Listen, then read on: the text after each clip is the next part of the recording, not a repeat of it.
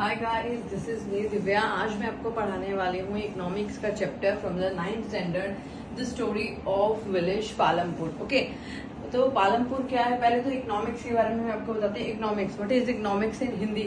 क्या बुलाते हैं हम उसको हिंदी में? अर्थशास्त्र। इकोनॉमिक्स मीन्स अर्थशास्त्र एंड अर्थव्यवस्था को क्या बोलते हैं? जल्दी से मुझे कमेंट बॉक्स में बताइए। इकोनॉमी और इकोनॉमिक्स में कंफ्यूजन क्रिएट मत कीजिएगा। इकोनॉमी मीन्स जो हमारे देश की अर्थव्यवस्था होती है उसके बारे में, और इकोनॉमिक्स मीन्स अर्थशास्त्र। ओके, जैसे एसएसटी को बोलते हैं, सोशल साइंस को बोलते हैं सामाजिक विज्ञान। Okay, that's it.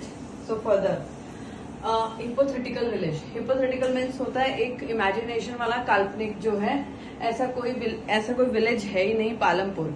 जैसे पालन खेत था एक, जो राजा हिंदुस्तानी मूवी में आपने सुना होगा, जो आमिर खान जहाँ पर रहता है, तो वो है। लेकिन पालनपुर जैसा ऐसा कुछ नहीं है। ठीक है, दिस इज इमेजिनेशन। ओके, सो हम इसका इंट्रोडक्शन देते हैं आपको थोड़ा सा कि इसमें क्या क्या है। इंट्रोडक्शन क्या है? एक तो ये क्या है, farming is the main part of the Palampur. इसका क्या मेन एक्टिविटी कौन सी है? पालमपुर है। कल्टीवेशन है खाली। ओके, जो मेन है, मतलब और छोटे छोटे बिजनेस होंगे उसके अंदर, लेकिन क्या मेन जो इसका ऑक्यूपेशन है वो क्या है? एक फार्मिंग है। ओके, तो एक रायगंज और एक शाहपुर है, वो these are connected to each other. वो एक दूसरे से जुड़े हुए हैं। मगर जैसे क्या है, अगर हमको किसी चीज की कमी है, हमारी गांव में किसी चीज की प्रॉब्लम है, तो you can go there and purchase from there. तो हम कुछ भी वहां से खरीद सकते हैं। ओके, अब रायगंज क्या है? एक बिग विलेज है। वो कहाँ? पालमपुर से 6 किलोमीटर है distance between. Okay, all the weather road connected the village to Raigarh and the nearest small town of the Shahpur. Okay, तो इसके क्या है, नियरेस्ट जो है विलेज है उसके, शाहपुर और रायगंज का। Village has about the 450 families different caste. जो क्या है, ये विलेज में क्या है, 450 फैमिलीज हैं। बहुत ज्यादा नहीं, 450 is just less number. Okay, बहुत बड़ा गांव नहीं। जब 450 फैमिलीज हैं तो आप खुद अंदाजा लगा लीजिए कि यहाँ पर कितने फैमिलीज होंगी। और 80 अपर कास्ट फैमिली है। These house are quite large. मतलब क्या है, यहाँ पे क्या कैटेगरी वाइज जो है, अपनी कास्ट वाइज यहाँ पर लोग रहते हैं। जैसे बड़े लोग हैं तो वो बड़ी जगह पे रहते हैं। And made the bricks with the cement and the plastering. मतलब उनके जो घर हैं किससे बने हैं? ईंटों से, सीमेंट से बने हुए हैं। ओके, अब है एसटीसी, मतलब दलित जो है 1/3 part of population live in one corner. मतलब जो उनका 1/3 पार्ट है ना, वो एक कॉर्नर में रहता है गांव के। मतलब वो क्या है, पूरे गांव में जैसे ये बड़े एरिया में रहते हैं ना, बड़े लोग जो है वो छोटे से एक एरिया में रहते हैं एक साइड पे। और क्या है, उनके जो हाउसेज है वो मिट्टी और लकड़ी के बने हुए हैं। जैसे उनके सीमेंट और उनके बने हुए हैं, ईंटों के उनके मकान पक्के बने हुए हैं, और बड़े लार्ज एरिया पे हैं, इनके क्या छोटे हैं। और various type of small business to primary school. मतलब यहाँ पर क्या है, बहुत सारे टाइप के छोटे छोटे बिजनेस हैं। प्राइमरी स्कूल है, हाई स्कूल है, और हेल्थ सेंटर है, और प्राइवेट डिस्पेंसरी भी है। ठीक है, जैसे कि यहाँ पर गांव है, इतना छोटा नहीं है कि वहाँ पे मेन ज्यादा बहुत सारी फैसिलिटीज अवेलेबल हैं। लेकिन क्या है, लोग जो है फार्मिंग के ऊपर ज्यादा फोकस करते हैं। ओके, तो इसमें क्या है, few general things about the preparation. तो अब इसके बाद हमारा टॉपिक है organisation of the production.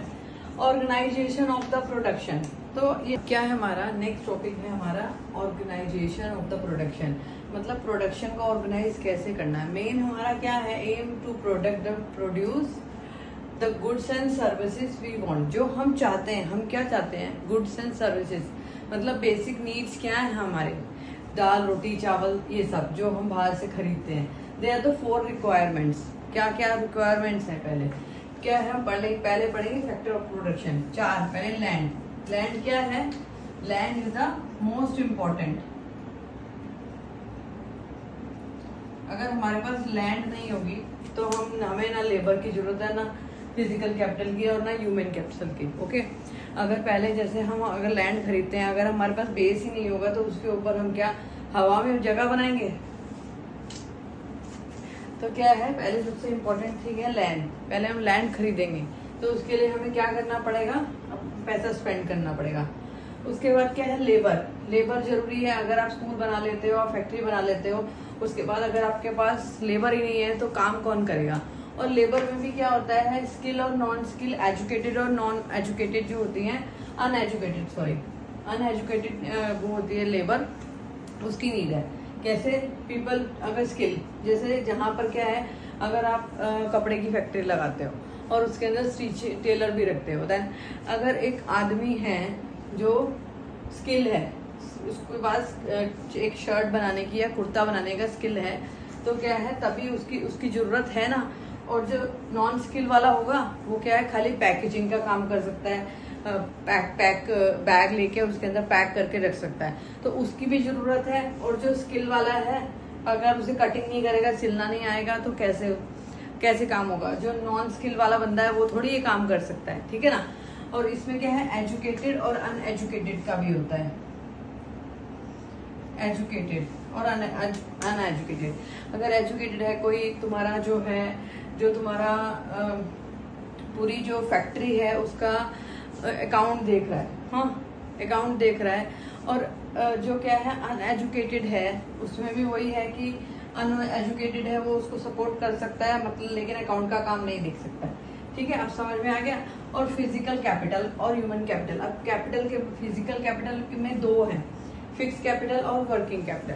Okay, fix capital में क्या है, जैसे हम लोग ने फैक्ट्री बना ली, ठीक है, फैक्ट्री बना ली, उसमें जो है हमें सामान क्या है, फैक्ट्री बना ली, this is a fix capital. बार बार थोड़ी बनानी है, स्कूल बना लिया, this is a fix capital.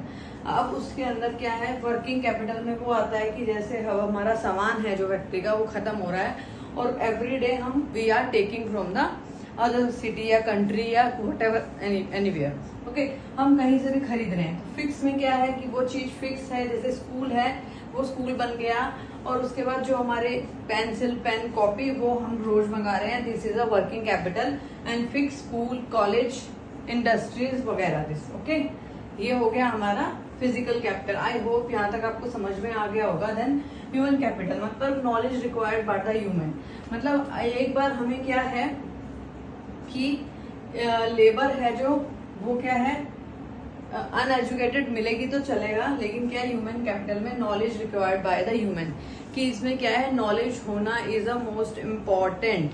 Okay guys, यहाँ तक समझ में आ गया।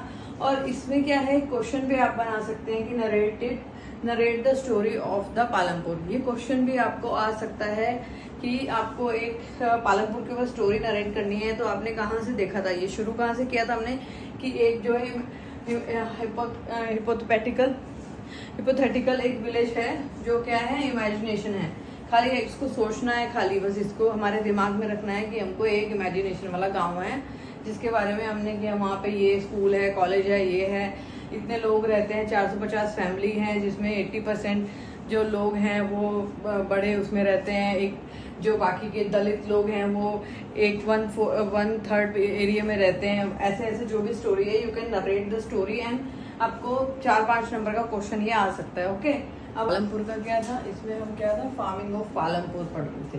तो ये क्या है, फार्मिंग ऑफ पालमपुर क्या है, इसमें 75% of people who are working dependent on the farming for their livelihood, मतलब अपने लाइवलीहुड, मतलब जीने के लिए, अपनी जिंदगी जीने के लिए, रोजाना की जिंदगी जीने के लिए 75% लोग डिपेंडेंट है और वो फार्मिंग का ही काम करते हैं। इसमें क्या जरूरी है जो। और फिर क्या है, land is a fix, land क्या है, एक फिक्स रिसोर्स है उनका, कि क्या कम ज्यादा तो नहीं हो सकती ना, land is a fix resource. उसके ऊपर हम जो खेती करते हैं वो हम मल्टी टाइप ऑफ कर सकते हैं, जैसे कि इसमें है, is their way the one can grow more same land, क्या हम एक से ज्यादा लैंड के ऊपर एक से ज्यादा खेती कर सकते हैं, एक के ऊपर एक तो नहीं कर सकते ना, तो कैसे कर सकते हैं, किसी को मालूम है आप मुझे कमेंट बॉक्स में बताइए। तो all the land is cultivated in Palampur, no land is left, मतलब क्या है कि हम कहीं जाके और किसी लैंड पे खेती नहीं कर सकते, क्योंकि वहाँ पे जो सब लैंड है उस पर ऑलरेडी खेती हो रखी है, तो हम एक के ऊपर एक नहीं कर सकते और किसी और लैंड पे भी जाके कर सकते, क्योंकि सबके सब लैंड है जो पैक्ड है उस पे सब पे खेती हो रखी है, ठीक है। तो क्या है, जैसे during the rainy season, kharif farms grow the jowar and bajra, क्या उगाता है, farming grow jowar and bajra, okay, followed by the rainy season, kharif farmers grow jowar and bajra. It follow by the cultivation. अक्टूबर और दिसंबर में क्या उगता है, राबी की इसमें wheat. Okay, part the land area is also devoted the sugar cane which harvest once every year. मतलब क्या, जैसे कि ये लैंड है ना, इसका 2 हिस्सा है जिसपे शुगर केन और इस पे अदर वीट, अब ज्वार बाजरा, और ये जो है दिसंबर और अक्टूबर में राबी की फसल में क्या है, वीट उगता है, और रेनी सीजन में क्या है, ज्वार बाजरा उगता है। ये जो है इस पे मल्टीपर्पज होता है, मल्टी। ओके, और ये क्या है, इस पे क्या है, खाली शुगर कैन उगता है। शुगर कैन क्या है, पूरा 1 साल लेता है खेती के लिए, तो उसमें क्या है, शुगर कैन उगता है। तो क्या, part of land area is also devoted sugar cane which harvest 1 year. मतलब 1 साल लेता है पूरा sugar cane. It is raw from the jaggery. इससे क्या है, जैगरी बनती है, शुगर बनता है, गुड़ बनता है। जैगरी मीन्स गुड़। और इसमें क्या है, ये बहुत सारे ट्रेडर्स को जाता है, फैक्ट्रीज में जाता है, जिससे कि ये शाहपुर में फैक्ट्रीज में जाता है, और ट्रेडर्स हैं जो इससे ये काम लेते हैं। ठीक है, तो क्या हो गया, लैंड का एक हिस्सा है जो एक तरफ लगा हुआ है कि 1 साल भर हम उस पर कुछ कर ही नहीं सकते।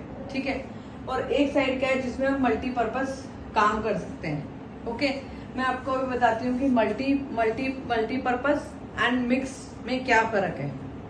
अब जो हमारी ये फिक्स लैंड है, जो इसके बारे में हम बोल रहे थे कि जो 75% लोग जो हैं इसके ऊपर अपने डिपेंडेंट हैं, मतलब अपनी मर्जी से खेती करते हैं। तो कौन कौन सी खेती करते हैं वो मैंने आपको बताया था कि विंटर में, और खरीफ की जो रेनी सीजन में खरीफ की करते हैं, और जो ज्वार बाजरा है वो उगाते हैं रेनी सीजन में, और क्या है, अक्टूबर दिसंबर में राबी की वो होते हैं वीट से।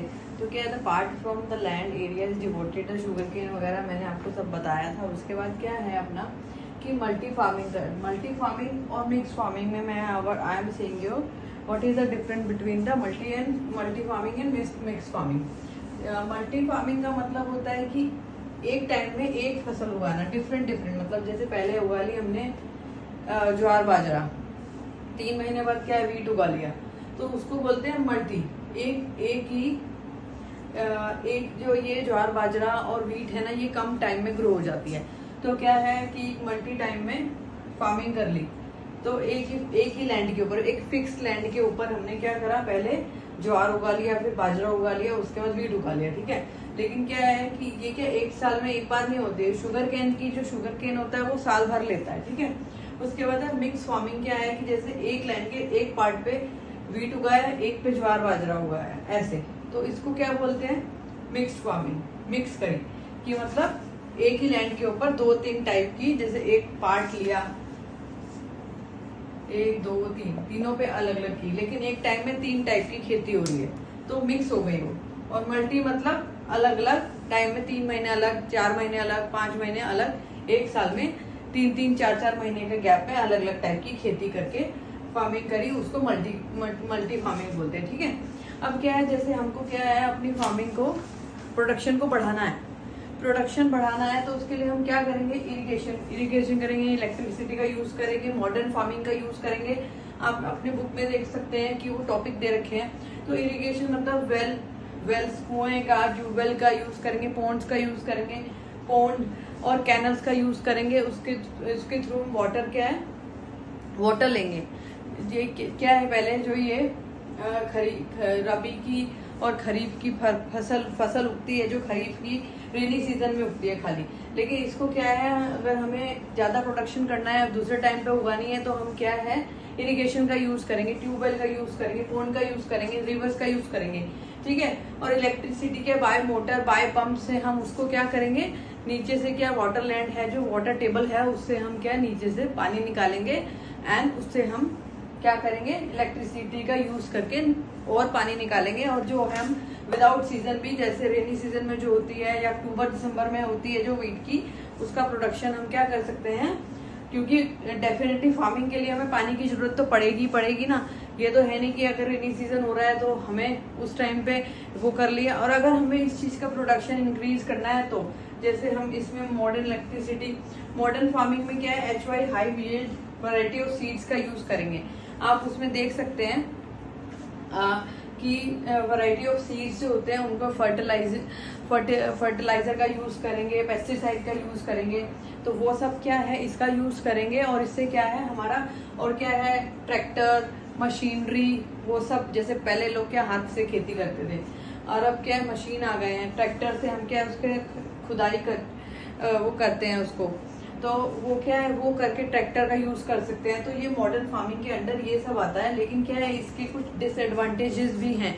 अगर एडवांटेज है तो डिसएडवांटेज भी है। जैसे क्या है, वाटर टेबल है जो नीचे से हम पंप से पानी निकालते हैं, उसमें क्या होता जा रहा है, नीचे लैंड में जो अंदर एक लेयर, अंदर के लैंड के अंदर की लेयर होती है, उसमें क्या पानी कम होता जा रहा है, जिससे हमारी एनवायरमेंट को नुकसान हो रहा है।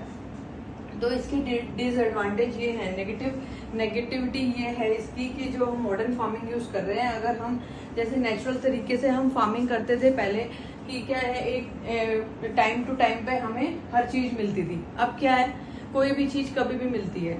जैसे वाटरमेलन क्या है एक सीजन में आते थे, मैंगो एक सीजन में आते थे, और जो भी है एक सीजन में हम जो खाते थे ना, वो इसीलिए था कि हमें नेचुरल जो, जब हमारा क्या है कि जो हम रेनी सीजन में फार्मिंग करते थे वो हमको तभी मिलती थी। लेकिन अब 12 महीने क्यों मिलती है, क्योंकि हम क्या करते हैं मॉडर्न फार्मिंग का यूज करते हैं।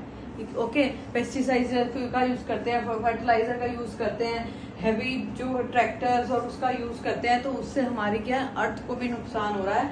और हमारे जो ये हैं जो ये हमें बिल्कुल जैसे प्रॉपर पहले नेचुरल तरीके से हमको हर चीज मिलती थी वो हम नहीं ले पा रहे हैं।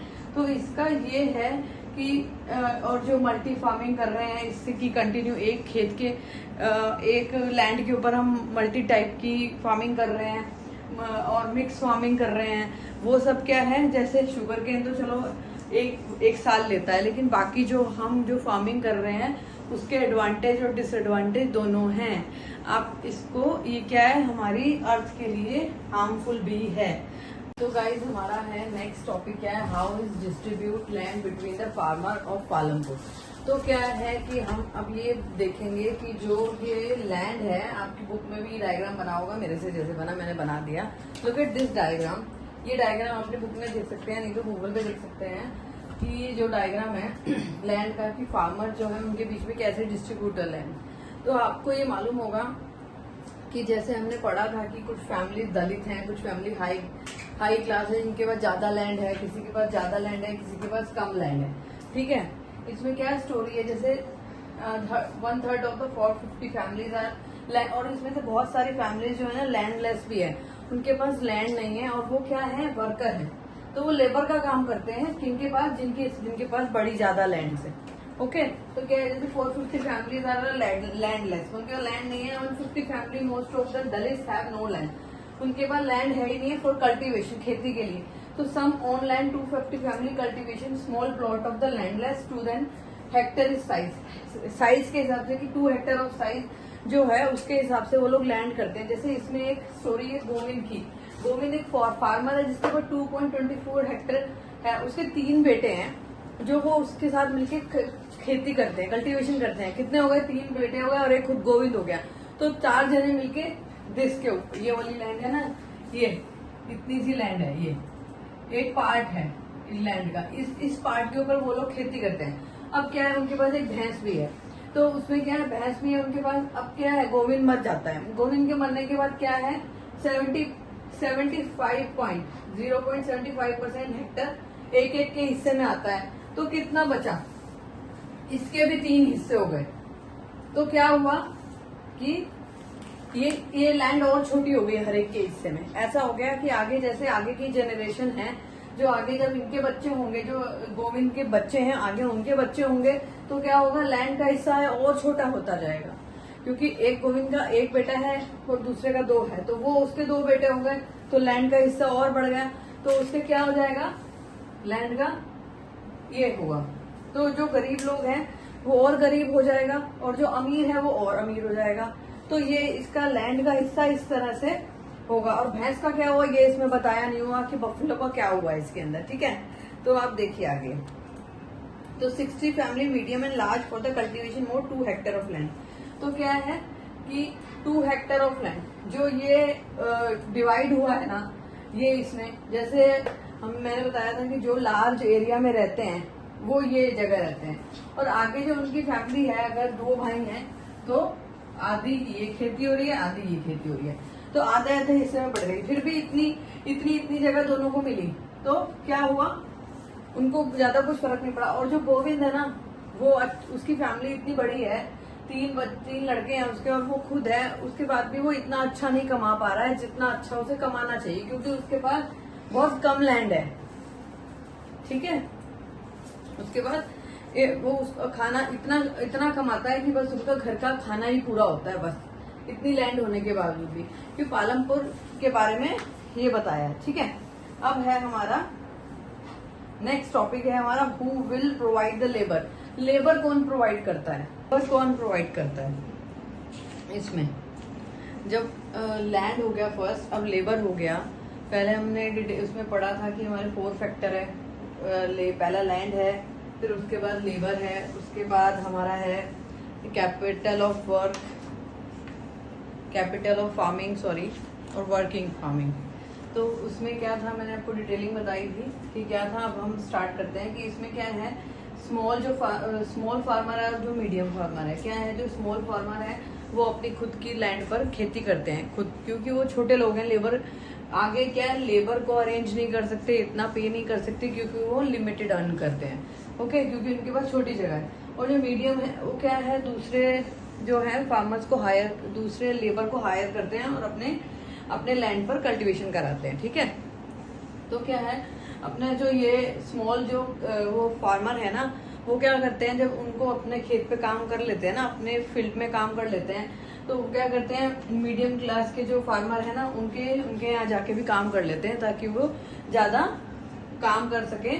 और production, another factor of production था ये, इसका मतलब कि जैसे वो लोग क्या है, जो मीडियम क्लास फार्मर है उनके यहाँ पे खेती काम कर सके लेबर बनकर, और क्या है, जो वो मीडियम क्लास फार्मर है वो प्रोडक्शन को बढ़ा सके अपने काम के लिए।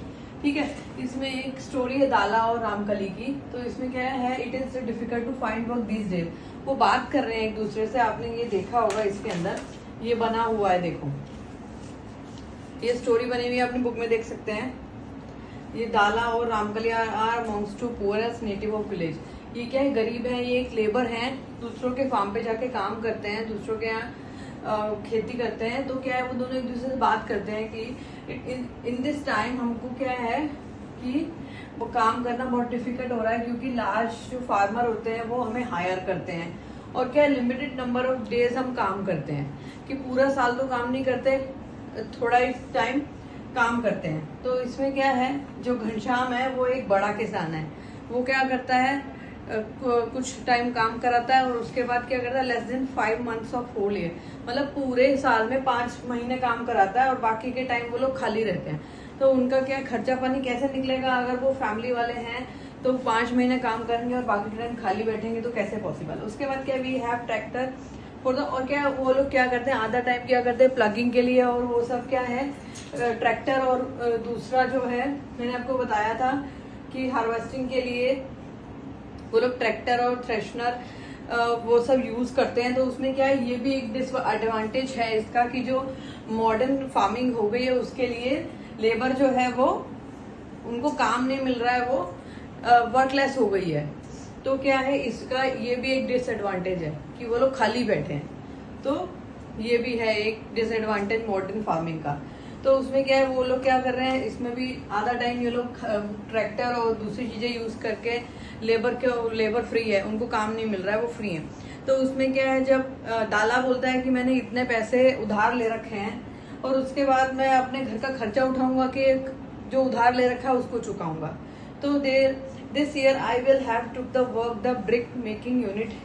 वो जो रानीगंज, वो क्या कहता है, वो कहती है जो है ना, अपनी रामकली बोलती है कि अब मैं क्या है, फार्मिंग का काम नहीं होता है तो फिर मैं क्या है, ब्रिक मेकिंग के काम में लग जाती हूँ, मतलब ईंटें बनती हैं, वो सब जो काम होता है ना वहाँ पे वो काम करती हूँ, क्योंकि खाली बैठने से बेटर है कि मैं ये सब काम करूँ। My situation is not much better due to past debit money lendering refuse to give me any loan. तो क्या है, वो क्या बताता है कि अब मेरी सिचुएशन ऐसी इतनी खराब हो चुकी है कि मुझे कोई उधार भी देने को तैयार नहीं है। ठीक है, इसका ये मतलब हो गया जो ये है फैक्टर। तो इसमें क्या है, जो दाला है लैंडलेस है, उसके पास कोई जमीन नहीं है। पालमपुर में वो डेली वेजेस पे काम करता है, वो जितना काम करेगा उतना उसको पैसा मिलेगा डेली। अगर गवर्नमेंट ने क्या डिसाइड किया है कि 300 रुपए लेबर है तो उसको 160 रुपए ही मिल रहे हैं, तो उसमें क्या है, वो भी उसमें उसका लॉस है। वहां हर जगह जाके तो गवर्नमेंट क्या है कि जो डेली वेजेस वाले वर्कर होते हैं उनके साथ काम करके और वहां उनके साथ डिस्कस करके लड़ने तो जाएगी नहीं, भाई तुम्हारा 300 रुपए बुक हुआ था 160 रुपए क्यों दे रहे हो, ऐसा नहीं होता है ना। तो क्या है, दाला और Ramkali poorest people in village, तो वो क्या है, बहुत गरीब हैं और यहाँ पर उनकी सिचुएशन ये है कि जो मॉडर्न फार्मिंग है और जो लेबर है वो हर चीज जगह से सफर कर रही है। ठीक है, अब ये हो गया हमारा, पहले हमारा लैंड हो गया, लेबर हो गया। अब हमारा अगला टॉपिक है the capital needed in farming. Okay, अब हमारा है अगला है हमारा the capital needed in farming. तो इसमें कैपिटल नीडेड इन फार्मिंग में क्या है, मैंने आपको बताया था कि कैपिटल में 2 टाइप की फार्मिंग है, फिक्स्ड फार्मर और वर्किंग फार्मर। फिक्स्ड फार्मर में क्या था कि एक फिक्स प्लेस है, जैसे स्कूल है, this is a fix. And working में क्या है कि उसमें जो टीचर्स हैं और इसका जो मटेरियल हम स्टफ यूज करते हैं, पेन पेंसिल, वो क्या है, एक वर्किंग में आ गया कि एवरीडे हम मतलब वो लाना ही पड़ता है हमको। फिक्स में क्या है, फिक्स में इंडस्ट्री हो गई, स्कूल हो गई, कॉलेज हो गई, ये सब क्या फिक्स हो गया कि एक बार बन गया दैट्स इट। उसमें जो स्टफ हम यूज करेंगे एवरीडे का वो वर्किंग में आएगा। ठीक है, तो मैंने आपको बताया था। और उसमें क्या है कि फार्मिंग कैपिटल इंटेंसिव, फार्मिंग में कैपिटल इंटेंसिव क्या हुआ, एक जो हुआ कि एक हाई जो लार्ज स्केल वाले फार्मर्स होते हैं वो क्या, वो सब क्या फर्टिलाइजर यूज करते हैं, ट्रैक्टर यूज करते हैं, वो सब यूज करते हैं, तो वो कैपिटल इंटेंसिव में आता है। ठीक है, अब जैसे स्मॉल फार्मर्स जो है वो क्या करते हैं, बोरो करते हैं, मनी बोरो करते हैं, तो वो सही है कि गलत है, और वो किससे मनी बोरो करते हैं, लार्ज फार्मर से। क्या करते हैं, लार्ज फार्मर से मनी बोरो करते हैं। अगर उनको छोटी सी जगह है, ये उनके पास छोटा सा खेत है, एक छोटा सा खेत है, तो उसमें क्या है, बस उनके पास वही है और उसके कोई पेपर नहीं है, कोई डॉक्यूमेंट्स नहीं है जिससे वो बैंक जाके लोन ले सके, तो वो क्या करते हैं, लार्ज फार्मर से जाके बोरो करते हैं, उधार लेते हैं। ठीक है, तो वो क्या होता है, इसमें एक स्टोरी दे रखी है, किसकी, सविता की स्टोरी दे रखी है, आप देख सकते हैं। इसमें मैं फॉर एग्जाम्पल ये स्टोरी है, इसके थ्रू मैं आपको एक्सप्लेन करूंगी कि किस टाइप से जो स्मॉल फार्मर्स हैं वो बड़े बड़े किसानों से लैंड के लिए, अपने काम के लिए सब पैसे बोरो करते हैं, और वो किस तरह से सही है या गलत है। ठीक है, जैसे सविता है, एक स्मॉल फार्मर है, उसके पास 1 हेक्टेयर जमीन है खाली। ठीक है, उसके लिए उसको सीड्स भी चाहिए और फर्टिलाइजर भी चाहिए, सॉइल भी चाहिए, व्हाटएवर जो भी हम खेती करने के लिए हमें नीड होती है वो सब चाहिए होता है। ठीक है, तो वो क्या, उसको खेती करने के लिए 1 हेक्टेयर पे उसको उसके पास पैसे नहीं है, और वो क्या है, उसको नीड है कैश की, और उसको फार्म भी रिपेयर कराना है, उसको पानी के पैसे भी भरने हैं, उसको सब कुछ करना है, और उसका ऑलमोस्ट क्या लगेगा, 3000 रुपीज लगेंगे। उसने मोटा मोटा अंदाजा लगाया कि मुझे 3,000 रुपए की जरूरत है। ठीक है, तो फिर वो क्या करती है, क्या नाम है इसका, तेजपाल सिंह। तेजपाल, एक स्टोरी जैसे हो गया ना, आपने पुरानी मूवीज में सुना होगा कि स्टोरी होती है कि एक गरीब औरत है, वो ना लैंड के पास जाती है, लैंडलॉर्ड के पास जाती है, पैसे भैया उधार दे दो, तो वो उसके साथ बदतमीजी करता है, जैसे आपने पुरानी स्टोरियों में सुना होगा। तो ऐसे ही सविता क्या करती है, तेजपाल सिंह के पास जाती है और कहती है कि मुझे ना भाई 3,000 रुपए उधार दे दो, तो वो तैयार हो जाता है पैसे देने के लिए। और क्या बोलता है कि उसका इंटरेस्ट रेट क्या लगेगा, 24% लगेगा, एक हाई परसेंट है ये, 24% पे, और 4 महीने के लिए, 4 मंथ, और 4 महीने में 24% इसके ऊपर लगेगा। ठीक है, तो वो क्या करती है, वो कहता है कि ना, और उसके अलावा तुम्हें क्या है, मेरे खेत पे काम भी करना पड़ेगा, और उसके रोज के तुम्हें डेली वेजेस मिलेगा, डेली वेजेस मिलेगा 100 रुपया। तुम्हें मेरे लैंड पे भी काम करना पड़ेगा, अपने खेत में भी काम करेगी, और वो और क्या करेगी, इसके खेत में भी काम करेगी, और 100 रुपए रोज के, जो बहुत कम है 100 रुपए रोज के। तो क्या है, उसमें क्या होता है, ये ट्रैप में, ये एक ट्रैप है जो क्या है, बड़े फार्मर्स छोटे फार्मर्स से ट्रैप करते हैं। तो क्या है, इसमें तेजपाल सिंह क्या है, वो कहता है मुझे तुम्हें मेरे खेत में काम भी करना पड़ेगा, और उसके बाद उसके 3 बच्चे भी हैं, किसके, सविता के 3 बच्चे भी हैं। अरे क्या जरूरत थी यार, चलो ठीक है। और उसके क्या 3 बच्चे भी हैं, और वो क्या है, सविता क्या है, एग्री हो जाती है इस कंडीशन के लिए। क्यों? उसके पास क्योंकि और कोई रास्ता ही नहीं है, उसके पास और कोई रास्ता नहीं है, क्योंकि अगर वो खेती नहीं करेगी तो क्या करेगी। और उसमें क्या ये है, वो इतना पैसा ले चुकी है और वो कह रही है कि मैं काम करके चुका दूंगी, लेकिन क्या है, इसके एडवांटेज और डिसएडवांटेज दोनों होते हैं। अगर जिसने ये सब उधार ले लिया 3000 रुपया है, और उसके बाद भी जो रिजल्ट उसको चाहिए था वो नहीं मिला, तो वो क्या करेगी। वो इस ट्रैप में फंस चुकी है, लेकिन उसके पास कोई ऑप्शन नहीं है। अब ये गुड है कि बैड है, आप मुझे एक्सप्लेन कीजिए। ये जो बोरो कर रही है, ये जो 24% पे लोन ले रही है, वो उससे तेजपाल सिंह से, क्या ये सही है कि नहीं, मुझे कमेंट बॉक्स में बताइए। तो क्या है, और इसमें क्या है, जैसे कि ये जो लार्ज फार्मर होते हैं, इनके पास पैसा कहाँ से आता है, इनके पास कहाँ से पैसा आता है, इनके पास पैसा आता है जो ये बड़े बड़े लैंड्स पे काम करते हैं, और जो इनके पास एक्स्ट्रा जो वीट और वो सब जो भी फार्मिंग करते हैं, ये सब बचता है, तो ये इसको बेच देते हैं, और वो सेविंग जो होती है वो उसको रखते हैं, और उसको जो है ये छोटे फार्मर्स को उधार देते हैं।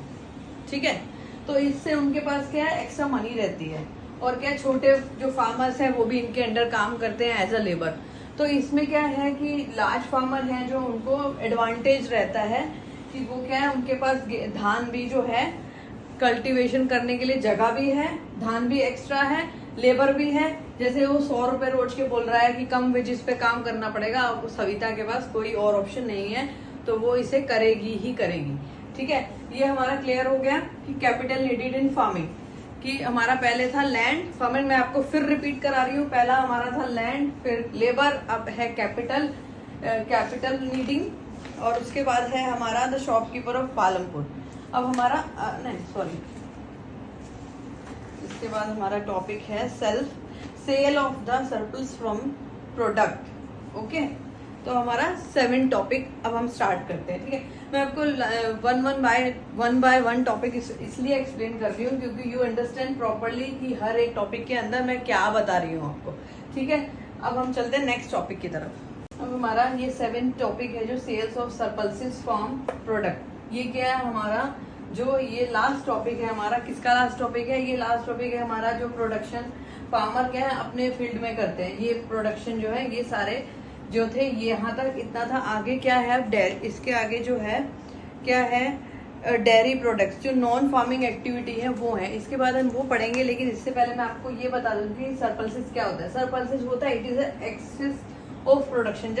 जब जो लार्ज स्केल वाले फार्मर्स होते हैं उनके पास एक्सेस ऑफ प्रोडक्शन हो जाता है, तो क्या है, एक्स्ट्रा जो होता है उसको बोलते हैं सरप्लसेस। ठीक है, समझ में आया कि सरप्लसेस का मतलब क्या होता है, व्हाट इज सरप्लसेस, ये क्वेश्चन भी आ सकता है, आप लोग को ध्यान में रखना।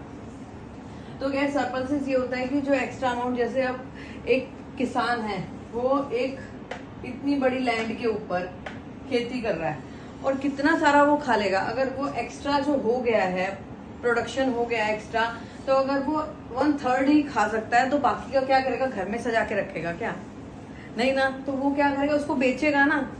तो जो बेच के उसको अर्निंग होगी, वो जो उसको बेचेगा उसकी अर्निंग होगी, उसको क्या बोलते हैं, सरप्लसेस बोलते हैं, एक्स्ट्रा इनकम। उसके बाद वो क्या करेगा, या तो किसी को लोन पे दे देगा, या तो वो क्या करेगा कि कोई अपनी फिक्स शॉप बना लेगा, ट्रैक्टर खरीद लेगा, वो सब कर लेगा, तो वो एक्स्ट्रा इसमें जाता है। जैसे अब मैं आपको बताती हूँ सविता गोविंद के बेटे की कहानी, कि वो एक क्या है, 1 हेक्टेयर उनके पास जमीन है। मैंने आपको बताया था 1 हेक्टेयर जमीन है। सविता क्या करती है, उधार लेती है, 3000 रुपए उधार लेती है, जस्ट अ स्मॉल अमाउंट। पर उनके लिए क्या है, 3000 रुपए भी बहुत बड़ी चीज है। जो बड़े बड़े 24% के ऊपर वो लोग उस पे वो भरते हैं टैक्स, तो क्या है 24% उसको देती है एक्स्ट्रा। और क्या है, उसके बाद लेबर बन के काम भी करेगी, जिसके उसको 100 रुपए मिलेंगे खाली। अब गोविंद है, जो उनके 3 बेटे हैं, गोविंद के बेटे, वो भी एक इतनी सी 1 हेक्टेयर की जमीन में 3 पार्ट है, उसके ऊपर वो काम कर रहे हैं। तो वो क्या है कि बहुत ज्यादा छोटा है। तो ये सब जो है ना, और उसके बाद क्या है, जो तेजपाल सिंह है ना, वो एक बड़ा किसान है, आपको बताया था। तो उसका क्या है, जो 350 क्विंटल वीट है ना, वो उसकी लैंड पे एक्स्ट्रा है, तो वो उसको बेच के क्या करेगा, अर्निंग करेगा, अर्निंग करके क्या करेगा, वो क्या है, ज्यादा पैसा कमाता जाएगा। तो क्या है, इसका यही होगा ना कि जो अमीर है वो अमीर होता जा रहा है और जो गरीब है वो गरीब होता जा रहा है। इसका मतलब यही है, क्योंकि सविता के पास एक छोटी सी जगह है जिसमें वो कर्जे में फंसी है, जिसमें किस लिए उसको छोटी मोटी अपनी जरूरतें हैं, जो खेती के लिए काम प्रोडक्शन चाहिए होता है, प्रोडक्शन को बढ़ाने के लिए जो फर्टिलाइजर पानी और वो सब है उसको भरने के लिए। अब वो गरीब आदमी तो ऐसा नहीं करेगा ना कि पहले जो है खेती हुई है उसको देने चल पड़ेगा, बेचने चल पड़ेगा, नहीं ना, ऐसे नहीं करेगा ना। वो पहले जो अपने घर की जरूरत है उसको पूरा करेगा ना, उसके बाद ही वो आगे क्या करेगा। अगर उसके पास एक्स्ट्रा होगा तो उसको बेचेगा और उसको सरप्लस करेगा, बढ़ाएगा उसको। तो ऐसा तो नहीं है ना। तो वो क्या है, जो बड़े तेजपाल है वो एक बड़ा फार्मर है और क्या है, part earning save to keep buying capital for next season. अगले सीजन के लिए वो क्या करेगा, पैसे इकट्ठे करेगा, डबल पैसे इकट्ठे करेगा, उसकी सेविंग करेगा और क्या करेगा, बाय कैटल्स खरीद लेगा, ट्रक खरीद लेगा, अपनी शॉप सेट कर लेगा और क्या है, ये जो हो जाएगा उसका सरप्लसेस हो जाएगा। तो आपको समझ में आया ये टॉपिक क्या है, सरप्लसेस क्या होता है। जो एक लार्ज फार्मर्स होता है, जो लार्ज फार्मर्स होते हैं उनका जो एक्स्ट्रा प्रोडक्शन होता है उसको सरप्लसेस बोलते हैं। इसका क्वेश्चन भी मैं आपको बता चुकी हूँ, इसको मैं डिटेल भी कर चुकी हूँ। अगर आपको फिर भी कोई डाउट है एनी टॉपिक, अगर आपको कोई डाउट है यू कैन आस्क मी, ठीक है। और अब हमारा नेक्स्ट टॉपिक है डेयरी, नॉन फार्मिंग एक्टिविटी। जो नॉन फार्मिंग एक्टिविटी होती है वो क्या होती है, जैसे कि एक डेयरी मतलब जो दूध की डेयरी होती है, जो हम जिसमें बहुत सारी भैंसें और गाय रखते हैं और क्या है उनका दूध निकाल के बेचते हैं, वो एक्स्ट्रा हो गया। तो वो क्या है, वो कोई घर का प्रोडक्शन नहीं है ना। तो ये नॉन प्रोडक्टिव एक्टिविटी हो, नॉन फार्मिंग एक्टिविटी हो गई, ओके। और ये चैप्टर आपको कितना समझ में आया आप मुझे बताइए और लाइक शेयर सब्सक्राइब करना मत भूलिएगा।